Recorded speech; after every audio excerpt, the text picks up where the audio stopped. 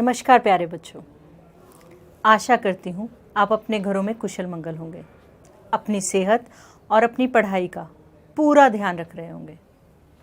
मुझे उम्मीद है कि आप आज की वीडियो का बेसब्री से इंतज़ार कर रहे होंगे और मुझे विश्वास है कि आज की वीडियो देखने के बाद आपके चेहरे पर हमेशा की तरह एक बड़ी सी मुस्कान आएगी। आज हम पढ़ने जा रहे हैं अपने देश के बारे में, एक ऐसी चीज जिसके लिए हमारा देश विश्व भर में जाना जाता है। हमारा देश महान है, ये हम सबको मालूम है। विश्व में बहुत से कारणों से हमारा देश जाना जाता है। उनमें से एक कारण हमारा लोकतंत्र भी है। भारत विश्व में सबसे बड़े लोकतंत्र के नाम से जाना जाता है। आज हम कक्षा 9 की सामाजिक विज्ञान की पुस्तक लोकतांत्रिक राजनीति का पहला अध्याय करेंगे। इसका नाम है लोकतंत्र क्या और लोकतंत्र क्यों। चलिए पढ़ते हैं।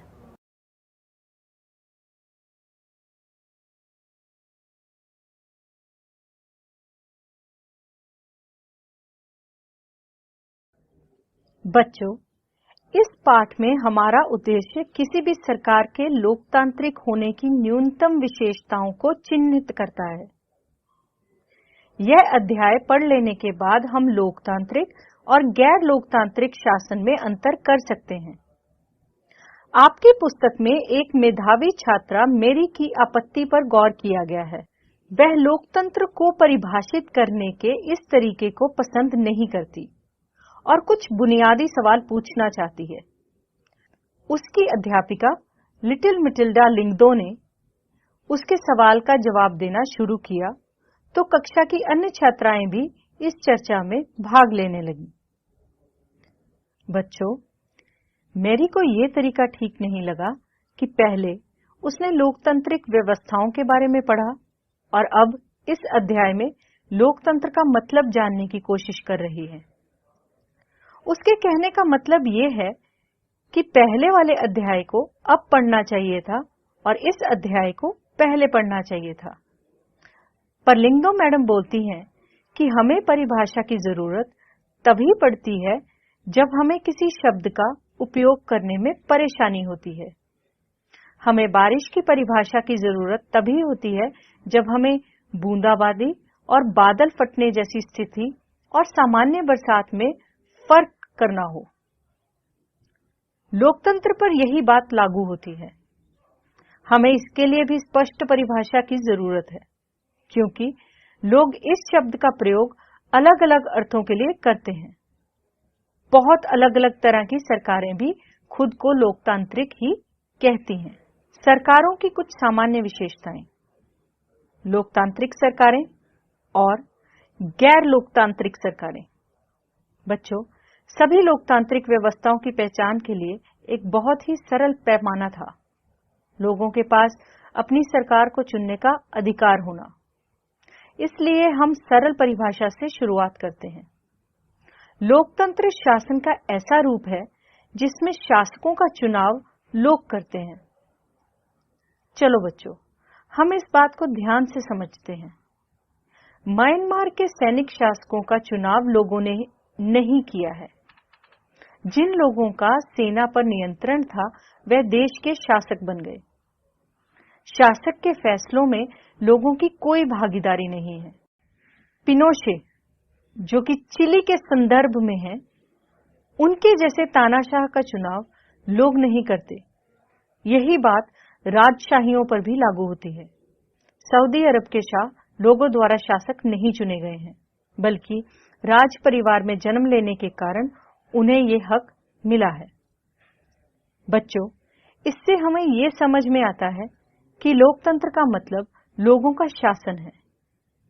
पर बच्चों, इस परिभाषा का प्रयोग यदि हमने बिना सोचे समझे किया तो फिर उन सभी सरकारों को लोकतांत्रिक कहा जाना पड़ेगा जो चुनाव कराती हैं, और फिर हमें सही नतीजे पर नहीं पहुंच पाएंगे। इसलिए हमें असली लोकतंत्र और दिखावटी लोकतंत्र वाली सरकारों के बीच सावधानी पूर्वक फर्क करना होगा। यह काम हम तभी कर पाएंगे जब हम इस परिभाषा के एक एक शब्द को सावधानी से समझेंगे और लोकतांत्रिक सरकार की विशेषताओं को जानेंगे। चलिए अब हम लोकतंत्र की विशेषताओं के बारे में पढ़ेंगे। हमने पढ़ा कि लोकतंत्र शासन का एक रूप है जिसमें जनता शासकों का चुनाव करती है। पर बच्चों, इससे अनेक सवाल उठ खड़े होते हैं, जैसे कि इस परिभाषा के अनुसार शासक कौन है? किस सरकार को लोकतांत्रिक कहे जाने के लिए उसके किन अधिकारियों का चुना होना आवश्यक है? लोकतंत्र में कौन कौन से फैसले हैं जो बिना चुने हुए अधिकारी भी ले सकते हैं? किस तरह के चुनाव को लोकतांत्रिक चुनाव कहते हैं? किस चुनाव को लोकतांत्रिक कहने के लिए किन शर्तों का पूरा किया जाना जरूरी है? कौन लोग शासकों का चुनाव कर सकते हैं या खुद शासक चुने जा सकते हैं? क्या इसमें प्रत्येक नागरिक का बराबरी की हैसियत से भाग लेना जरूरी है? क्या कोई लोकतांत्रिक व्यवस्था अपने कुछ नागरिकों को इस अधिकार से वंचित कर सकती है? सरकार के किस स्वरूप को लोकतांत्रिक कहेंगे? क्या चुने हुए शासक लोकतंत्र में अपनी मर्जी से सब कुछ कर सकते हैं या लोकतांत्रिक सरकार के लिए कुछ लक्ष्मण रेखाओं में बंधकर काम करना जरूरी है? क्या लोकतांत्रिक शासन व्यवस्था को नागरिकों की कुछ अधिकारों का आदर करना चाहिए? हम कुछ उदाहरणों के साथ इन सब पर बारी बारी से विचार करेंगे। अब हम बात करेंगे ऐसी जगहों की जहां पर प्रमुख फैसले लेने का हक किसको था और निर्वाचित नेताओं के हाथ में कौन से फैसले थे। बच्चों, पाकिस्तान में जनरल परवेज मुशर्रफ ने अक्टूबर 1999 में सैनिक तख्तापलट की अगुवाई की। उन्होंने लोकतांत्रिक ढंग से चुनी हुई सरकार को उखाड़ फेंका और खुद को देश का मुख्य कार्यकारी घोषित किया। बच्चों, बाद में उन्होंने खुद को राष्ट्रपति घोषित किया और 2002 में एक जनमत संग्रह कराकर अपना कार्यकाल 5 साल के लिए बढ़वा लिया। पाकिस्तान मीडिया, मानवाधिकार संगठन और लोकतंत्र के लिए काम करने वालों ने आरोप लगाया कि जनमत संग्रह एक धोखाधड़ी है और इसमें बड़े पैमाने पर गड़बड़ी की गई है।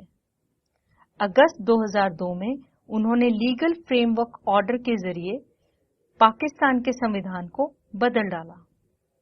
इस ऑर्डर के अनुसार राष्ट्रपति राष्ट्रीय और प्रांतीय असेंबलियों को भंग कर सकता है। मंत्री परिषद के कामकाज पर एक राष्ट्रीय सुरक्षा परिषद की निगरानी रहती है, जिसके ज्यादातर सदस्य फौजी अधिकारी हैं। इस कानून के पास हो जाने के बाद राष्ट्रीय और प्रांतीय असेंबलियों के लिए चुनाव कराए गए। इस प्रकार पाकिस्तान में भी चुनाव हुए। चुने हुए प्रतिनिधियों को कुछ अधिकार भी मिले, लेकिन सर्वोच्च सत्ता सेना के अधिकारियों और जनरल परवेज मुशर्रफ के पास ही थी। बच्चों, पाकिस्तान के लोगों ने अपने शासकों का चुनाव किया है। क्या सच में किया है? हम ऐसा नहीं कह सकते। लोगों ने राष्ट्रीय और प्रांतीय असेंबलियों के लिए अपने प्रतिनिधियों का चुनाव किया है, लेकिन चुने हुए प्रतिनिधि वास्तविक शासक नहीं थे। अंतिम फैसला सेना के अधिकारियों और जनरल परवेज मुशर्रफ के हाथ में ही था, जो जनता द्वारा नहीं चुने गए थे। ऐसा तानाशाही और राजशाही वाली अनेक शासन व्यवस्थाओं में होता है। वहां औपचारिक रूप से चुनी हुई संसद और सरकार तो होती है, पर असली सत्ता उन लोगों के हाथ में होती है जिन्हें जनता नहीं चुनती। कुछ देशों में असली ताकत विदेशी शक्तियों के हाथ में रहती है, ना कि चुने हुए प्रतिनिधियों के हाथ में। इसे लोगों का शासन नहीं कहा जा सकता। बच्चों, इससे हम लोकतांत्रिक शासन व्यवस्था की पहली विशेषता पर पहुंचते हैं कि बच्चों, लोकतंत्र में अंतिम निर्णय लेने की शक्ति लोगों द्वारा चुने हुए प्रतिनिधियों के पास ही होनी चाहिए। अब हम बात करेंगे स्वतंत्र और निष्पक्ष चुनावी मुकाबलों की। बच्चों, चीन की संसद को क्वांगो रेमिन दाई व्याओ दाहुई, जिसे हिंदी में राष्ट्रीय जन संसद कहते हैं, कहा जाता है। चीन की संसद के लिए प्रति 5 वर्ष बाद नियमित रूप से चुनाव होते हैं। इस संसद को देश का राष्ट्रपति नियुक्त करने का अधिकार है। इसमें पूरे चीन से करीब 3000 सदस्य आते हैं। कुछ सदस्यों का चुनाव सेना भी करती है। चुनाव लड़ने से पहले सभी उम्मीदवारों को चीनी कम्युनिस्ट पार्टी से मंजूरी लेनी पड़ती है। सरकारी स्कूलों के अध्यापक अपने छात्र छात्राओं के माँ बाप से PRI के लिए वोट देने को कहते थे। मीडिया भी जब तब विपक्षी दलों की आलोचना करने के अलावा उनकी गतिविधियों को नजरअंदाज ही करती थी। कई बार एकदम अंतिम क्षणों में मतदान केंद्रों को एक जगह से हटाकर दूसरी जगह कर दिया जाता था, जिससे अनेक लोग वोट नहीं डाल पाते थे। PRI अपने उम्मीदवारों के चुनाव अभियान पर काफी पैसे खर्च करती थी। चीन के चुनावों में लोगों के सामने कोई वास्तविक और गंभीर विकल्प होता ही नहीं था। लोगों को शासक दल या उसके द्वारा स्वीकृत उम्मीदवारों को ही वोट देना होता था। बच्चों, मैक्सिको के मामले में ऐसा लगता है कि कहने को विकल्प होते हुए भी असल में वहां की जनता के पास कोई दूसरा विकल्प नहीं था। किसी भी तरह वहां शासक दल को पराजित नहीं किया जा सकता था। लोगों के चाहने पर भी नहीं। वहां हुए चुनाव निष्पक्ष नहीं थे। इस प्रकार अब हम लोकतंत्र की अपनी समझ में एक अन्य विशेषता और गुण को जोड़ सकते हैं। लोकतंत्र के लिए सिर्फ चुनाव करना ही पर्याप्त नहीं होता। चुनाव में एक से ज्यादा असली राजनीतिक विकल्पों के बीच चुनने की स्थिति भी होनी चाहिए। लोगों के पास यह विकल्प रहना चाहिए कि वह चाहें तो शासक दल को गद्दी से उतार दें। बच्चों, अब हम पढ़ेंगे एक व्यक्ति एक वोट एक मूल। इससे पहले हमने पढ़ा कि किस तरह लोकतंत्र के लिए होने वाला संघर्ष सार्वभौमिक वयस्क मताधिकार से जुड़ा था। अब इस सिद्धांत को लगभग पूरी दुनिया में मान लिया गया है, पर किसी व्यक्ति को मतदान के समान अधिकार से वंचित करने के उदाहरण भी कम नहीं है। 2015 तक सऊदी अरब में औरतों को वोट देने का अधिकार नहीं था। एस्टोनिया ने अपने यहाँ नागरिकता के नियम कुछ इस तरह से बनाए हैं कि रूसी अल्पसंख्यक समाज के लोगों को मतदान का अधिकार हासिल करने में मुश्किल होती है। फिजी की चुनाव प्रणाली में वहां के मूल वासियों के वोट का महत्व भारतीय मूल के फिजी नागरिक के वोट से ज्यादा है। लोकतंत्र राजनीतिक समानता के बुनियादी सिद्धांत पर आधारित है। इस प्रकार हम लोकतंत्र की तीसरी विशेषता को जान लेते हैं। इसमें लोकतंत्र में हर वयस्क नागरिक का एक वोट होना चाहिए और हर वोट का एक समान मूल्य होना चाहिए। अब हम बात करेंगे कानून के राज और अधिकारों के आदर की बात। जिम्बाब्वे को 1980 में अल्पसंख्यक गोरों के शासन से मुक्ति मिली। उसके बाद देश पर जानू PF दल का राज है, जिसने देश के स्वतंत्रता संघर्ष की अगुवाई की थी। इसके नेता रॉबर्ट मुगाबे आजादी के बाद से ही शासन कर रहे थे। चुनाव नियमित रूप से होते थे और सदा जानू PF दल ही जीतता था। राष्ट्रपति मुगाबे कम लोकप्रिय नहीं थे, पर वे चुनाव में गलत तरीके भी अपनाते थे। आजादी के बाद से उनकी सरकार ने कई बार संविधान में बदलाव करके राष्ट्रपति के अधिकारों को बढ़ाया। और उसकी जवाबदेही को कम किया। जिम्बाब्वे का उदाहरण बताते हुए शासकों के लिए बार बार जिम्बाब्वे का उदाहरण बताते हैं कि शासकों के लिए बार बार जनादेश पाना लोकतंत्र की एक जरूरत है, पर इतना ही पर्याप्त नहीं है। लोकप्रिय नेता भी अलोकतांत्रिक हो सकते हैं। लोकप्रिय नेता भी तानाशाह हो सकते हैं। अगर हम लोकतंत्र को परखना चाहते हैं तो चुनाव पर नजर डालना जरूरी है। बच्चों, इस प्रकार हम लोकतंत्र की चौथी और अंतिम विशेषता को रेखांकित कर सकते हैं। एक लोकतांत्रिक सरकार संवैधानिक कानूनों और नागरिक अधिकारों द्वारा खींची गई लक्ष्मण रेखाओं के भीतर ही काम करती है। हमने लोकतंत्र की सरल सी भाषा से बात शुरू की कि लोकतंत्र सरकार का ऐसा रूप है जिसमें शासकों का चुनाव लोग करते हैं। अनेक उदाहरणों के जरिए हमने शासन के एक तरीके के रूप में लोकतंत्र की 4 विशेषताओं को रेखांकित किया। इनके अनुसार लोकतंत्र शासन का ऐसा रूप है जिसमें लोगों द्वारा चुने गए शासक ही सारे प्रमुख फैसले करते हैं। चुनाव लोगों के लिए निष्पक्ष अवसर और इतने विकल्प उपलब्ध कराता है कि यह चाहे तो मौजूदा शासकों को बदल सकते हैं। यह विकल्प और अवसर सभी लोगों को समान रूप से उपलब्ध हो। और चौथा, इस चुनाव से बनी सरकार संविधान द्वारा तय बुनियादी कानूनों और नागरिक अधिकारों के दायरे को मानती हुई काम करती रहे। बच्चों, मैक्सिको के मामले में ऐसा लगता है कि कहने को विकल्प होते हुए भी असल में वहां की जनता के पास कोई दूसरा विकल्प नहीं था। किसी भी तरह वहां शासक दल को पराजित नहीं किया जा सकता था, लोगों के चाहने पर भी नहीं। वहां हुए चुनाव निष्पक्ष नहीं थे। इस प्रकार अब हम लोकतंत्र की अपनी समझ में एक अन्य विशेषता और गुण को जोड़ सकते हैं। लोकतंत्र के लिए सिर्फ चुनाव करना ही पर्याप्त नहीं होता।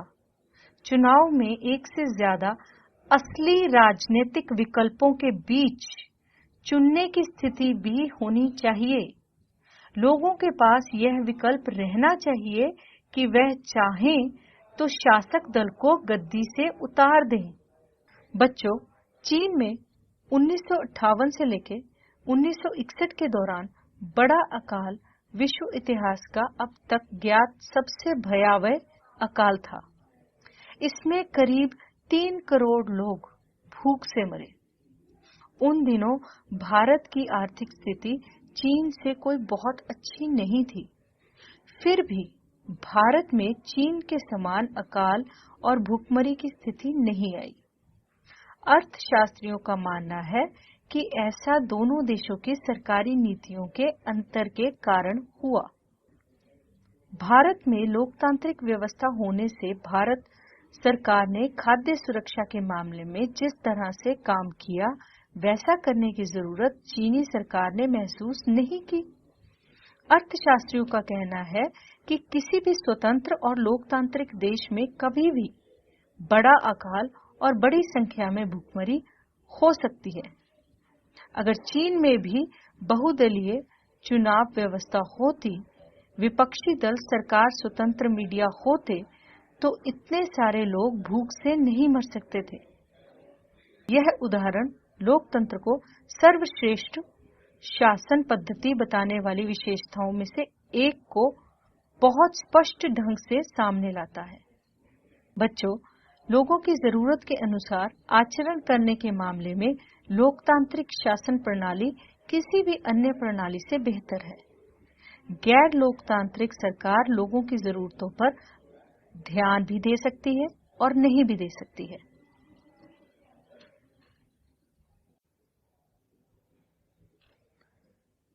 लोकतांत्रिक शासन पद्धति दूसरों से बेहतर है क्योंकि यह शासन का अधिक जवाबदेही वाला स्वरूप है। लोकतंत्र बेहतर निर्णय लेने की संभावना बढ़ाता है। लोकतंत्र मतभेदों और टकराव को संभालने का तरीका उपलब्ध कराता है। लोकतंत्र नागरिकों का सम्मान बढ़ाता है। लोकतांत्रिक व्यवस्था दूसरों से बेहतर है क्योंकि इसमें हमें अपनी गलती ठीक करने का अवसर भी मिलता है। बच्चों, इस अध्याय में हमने लोकतंत्र की सीमित और विवरणात्मक शैली में चर्चा की। हमने शासन के एक स्वरूप के तौर पर लोकतंत्र को समझा। लोकतंत्र की इस प्रकार की व्याख्या हमें उन न्यूनतम विशेषताओं या गुणों की पहचान कराती है जो लोकतंत्र की जरूरत है। हमारे समय में लोकतंत्र का सबसे आम रूप में प्रतिनिधित्व वाला लोकतंत्र, हम जिन देशों में लोकतंत्र होने की बात करते हैं वहां सभी लोग शासन नहीं चलाते। सभी लोगों की तरफ से बहुमत के फैसले लेने का अधिकार नहीं होता। यह बहुमत भी स्वयं शासन नहीं चलाता। बहुमत का शासन भी चुने हुए प्रतिनिधियों के माध्यम से होता है। यह जरूरी हो जाता है क्योंकि आधुनिक लोकतांत्रिक शासन व्यवस्था में इतने अधिक लोग हैं कि हर बात के लिए सबको साथ बैठाकर सामूहिक फैसला कर पाना संभव नहीं हो पाता। अगर यह संभव हो तब भी हर एक नागरिक के पास हर फैसले में भाग लेने का समय, इच्छा या योग्यता या फिर कौशल नहीं हो सकता। इससे हमें लोकतंत्र की स्पष्ट लेकिन न्यूनतम जरूरी समझ मिलती है। इस स्पष्टता से हमें लोकतांत्रिक और अलोकतांत्रिक सरकारों में अंतर करने में मदद मिलती है। लेकिन इससे हमें एक सामान्य लोकतंत्र और एक अच्छे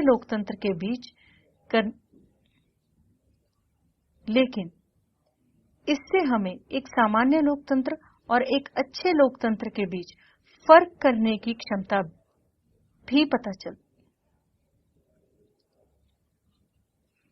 लेकिन इससे हमें एक सामान्य लोकतंत्र और एक अच्छे लोकतंत्र के बीच अंतर करने की क्षमता नहीं मिल पाती। इससे हम लोकतंत्र को सरकार से परे जाकर नहीं समझ पाते। चलिए, मैं आशा करती हूँ आज का ये पाठ आपको अच्छा लगा होगा। अब मैं आपसे कुछ सवाल पूछूंगी। आपकी स्क्रीन पर आपको दो अलग अलग तरह के शब्द और वाक्य दिखेंगे। आपको उनका मिलान कराना है। चिले, नेपाल, पोलैंड, घाना, ये 4 देश हैं। अब इनसे जुड़े 4 वाक्य हैं। चिले को हम याद रखते हैं उसकी सैनिक तानाशाही की समाप्ति के लिए। घाना ब्रिटिश औपनिवेशिक शासन की आजादी के लिए। पोलैंड, इन्होंने एक दल के शासन का अंत किया। और नेपाल, राजा ने अपने अधिकार छोड़कर यहां पर लोकतंत्र की सहमति दी। मुझे पता है अब आप लोकतंत्र के बारे में बहुत कुछ जान गए हैं, तो मुझे बताइए कि इनमें से किससे लोकतंत्र के विकास में मदद नहीं मिलती? लोगों का संघर्ष, विदेशी शासन द्वारा आक्रमण, उपनिवेशवाद का अंत या लोगों की स्वतंत्रता की चाह? बिल्कुल सही, विदेशी शासन द्वारा आक्रमण। आज की दुनिया के बारे में इनमें से कौन सा कथन सही है? राजशाही शासन की वह पद्धति है जो अब समाप्त हो गई है। विभिन्न देशों के बीच संबंध पहले के किसी वक्त से अब कहीं ज्यादा लोकतांत्रिक हैं। आज पहले की किसी दौर से ज्यादा देशों में शासकों का चुनाव लोगों के द्वारा हो रहा है। आज दुनिया में सैनिक तानाशाह नहीं रहे। इनमें से जो वाक्य सही है वो है कि आज पहले के किसी दौर से ज्यादा देशों में शासकों का चुनाव लोगों के द्वारा हो रहा है। चलिए अब इस वाक्य को पूरा कीजिए। अंतर्राष्ट्रीय संस्थाओं में लोकतंत्र की जरूरत। चलो अब इस वाक्य को पूरा कीजिए। अंतरराष्ट्रीय संस्थाओं में लोकतंत्र की जरूरत है ताकि अमीर देशों की बातों का ज्यादा वजन हो, विभिन्न देशों की बातों का वजन उनकी सैन्य शक्ति के अनुपात में हो, देशों को उनकी आबादी के अनुपात में सम्मान मिले, दुनिया के सभी देशों के साथ समान व्यवहार हो। बिल्कुल सही उत्तर। अंतरराष्ट्रीय संस्थाओं में लोकतंत्र की जरूरत इसलिए है ताकि दुनिया के सभी देशों के साथ समान व्यवहार हो। तो कैसा लगा आज का वीडियो? हो रहा है ना अपने देश पे गर्व? विश्व के जाने माने देशों में लोकतंत्र के नाम पे क्या हो रहा है वो जानने के बाद भारत विश्व में सबसे बड़ा लोकतंत्र है, ये कथन बिल्कुल सही है। बड़ा और सबसे अच्छा। चलिए मिलेंगे एक नई वीडियो के साथ बहुत ही जल्द। तब तक के लिए सुरक्षित रहिए, स्वस्थ रहिए और पढ़ते रहिए। नमस्कार।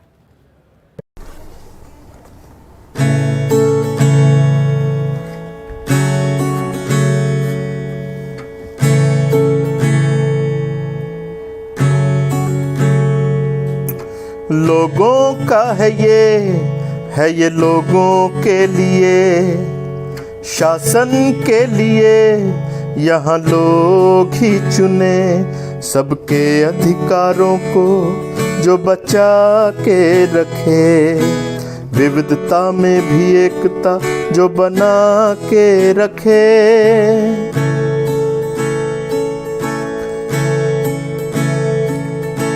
अपने दिल की बात जहाँ खुलकर हम कहें, सबके सम्मान में यह डट के जो खड़े, तीनों इसके अंग जब मिलकर ये चलें, असल मायने में यह स्वतंत्र तब बने, सबकी खुशियों का इकलौता है जो मंत्र, सबकी खुशियों का इकलौता है जो मंत्र।